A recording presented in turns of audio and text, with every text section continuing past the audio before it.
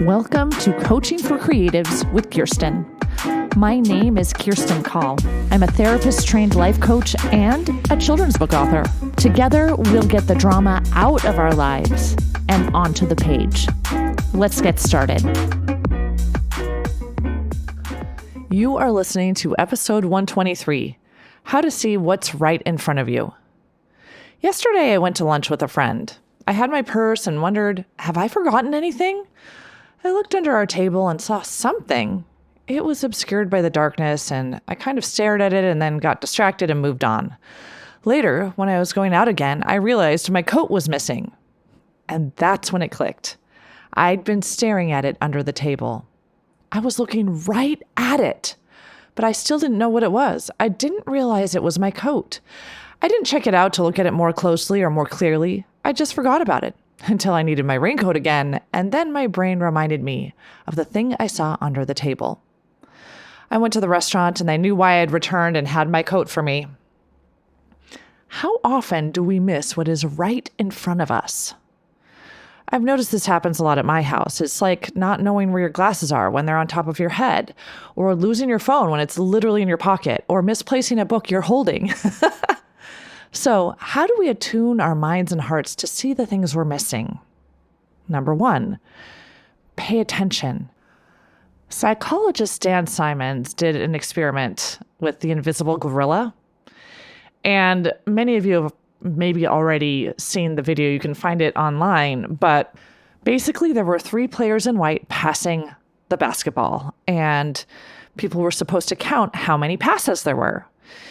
Now, also, there were 3 people in black passing a ball, and they were supposed to ignore those 3 people in black.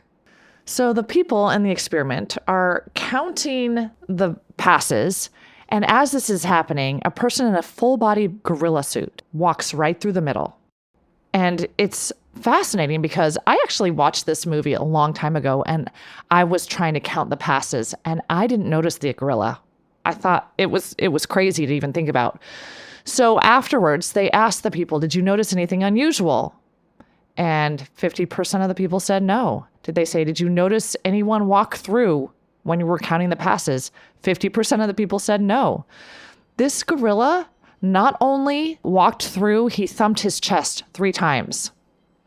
And then they asked, did you notice a person in a gorilla suit? And literally only 50% of the people noticed. They were so focused on the passes that people missed the gorilla that was right there. And they actually measured what people's eyes were doing, and people's eyes were looking at the gorilla for up to a second.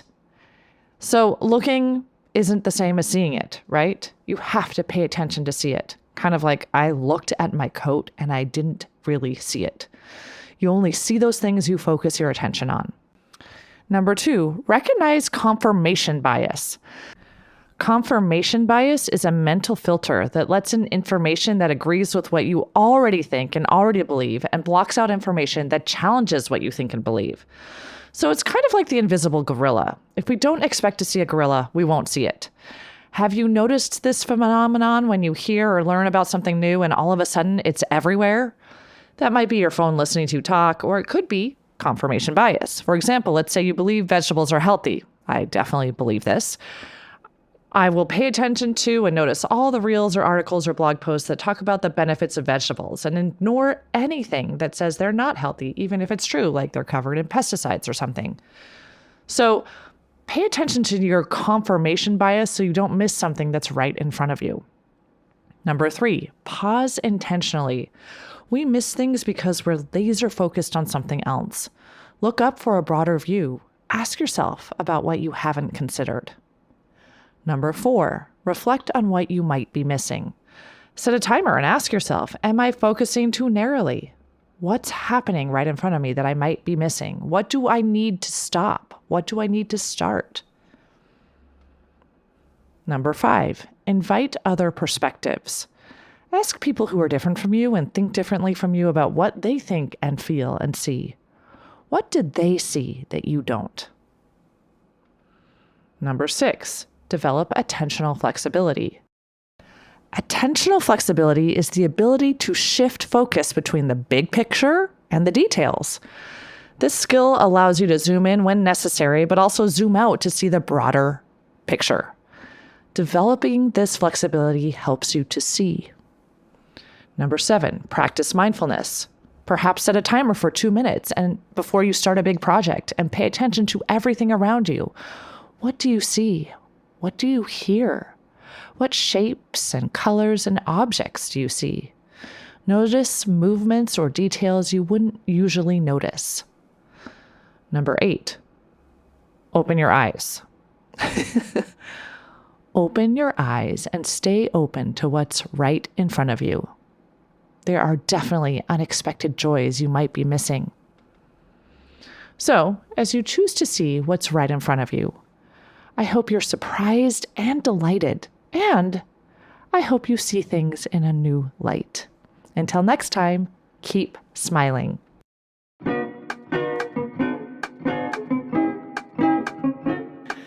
If you like what you've heard, check out my Get Yourself Unstuck program.